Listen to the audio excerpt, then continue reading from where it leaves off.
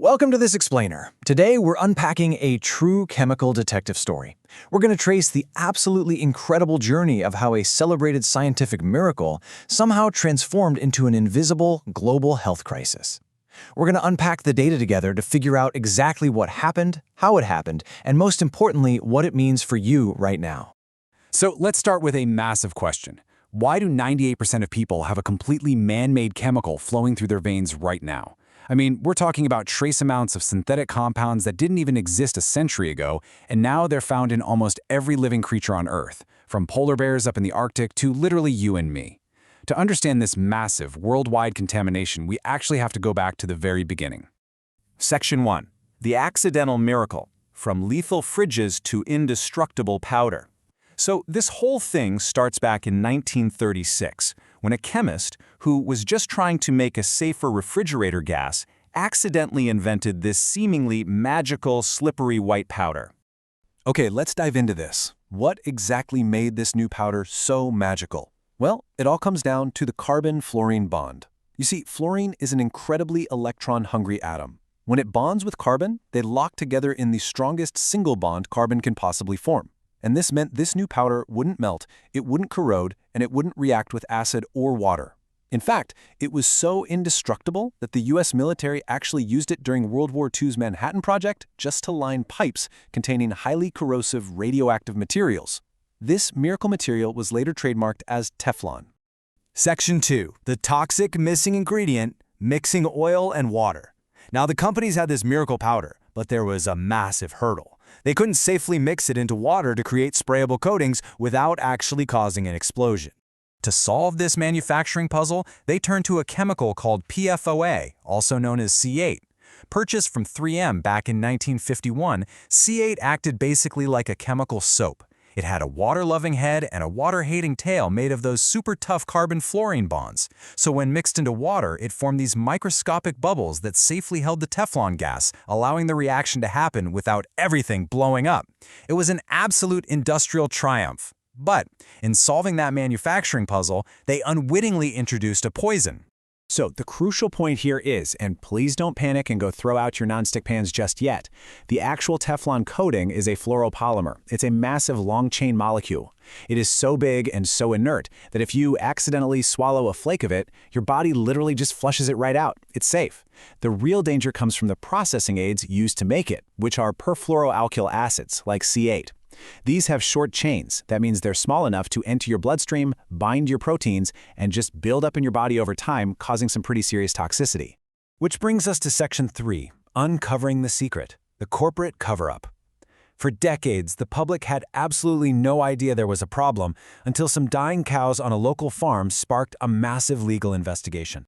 When a lawyer named Rob Bilott started digging into this weird white foam that was leaching out of a corporate landfill, what he uncovered inside tens of thousands of internal documents was just staggering. By 1961, corporate studies were already showing C8 caused rat liver damage. By 1982, a cancer link was confirmed in rats. By 1984, the company secretly calculated safe drinking water limits, but then completely ignored them, continuing to dump tons of C8 right into the local river. And it actually wasn't until a massive independent science panel wrapped up in 2013 that the public finally learned C8 had a probable link to 6 human diseases, including kidney and testicular cancer.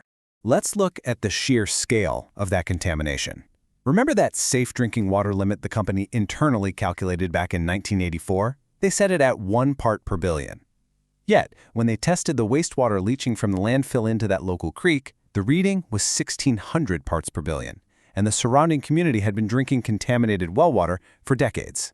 And this brilliantly illustrates what that means. 1 part per billion is like a single drop in 20 massive 2,500-liter water tanks. Really think about that scale. You don't need highly concentrated vats of this stuff to get sick, because your body simply cannot break down those stubborn carbon-fluorine bonds. Even microscopic drops will accumulate in your blood over a lifetime. Section 4. The forever chemical family, the whack-a-mole effect. So, under massive legal pressure, C8 was eventually phased out. But the chemical industry certainly didn't stop there. Instead of halting production of waterproof and greaseproof products, they effectively played a giant game of regulatory whack-a-mole. Step 1, face pressure on the toxic 8-carbon chain, C8.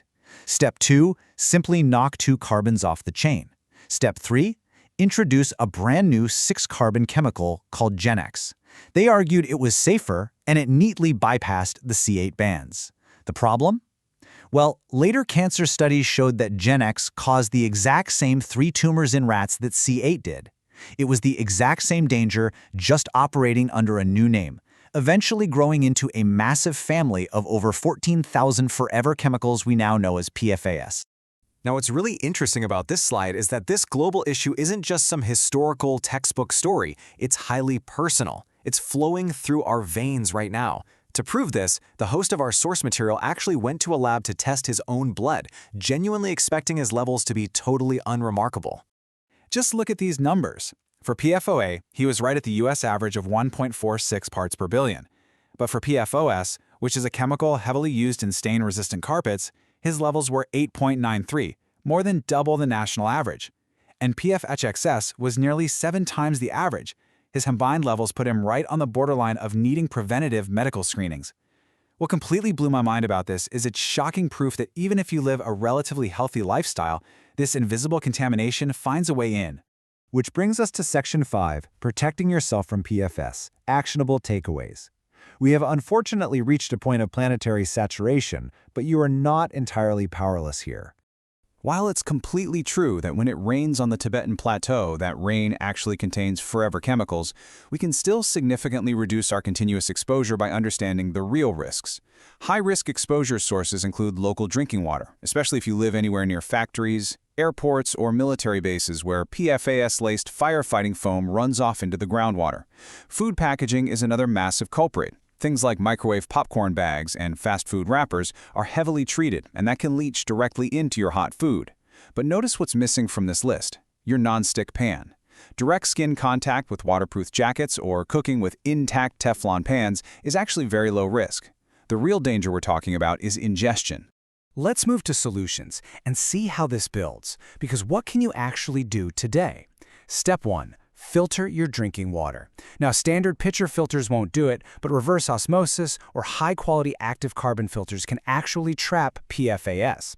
Step 2, never reheat your food in its original takeout packaging. Always move it to a ceramic or glass plate first to stop those chemicals from migrating into your meal. Step 3, and I found this absolutely wild, donate blood. Studies on firefighters have shown that regularly donating blood or plasma actually flushes a portion of these forever chemicals right out of your body, reducing your levels by up to 30% in just a year.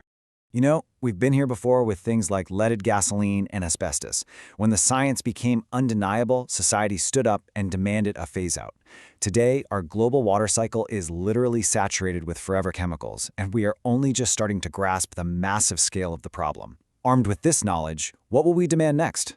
Thank you so much for exploring this with us, and stay curious.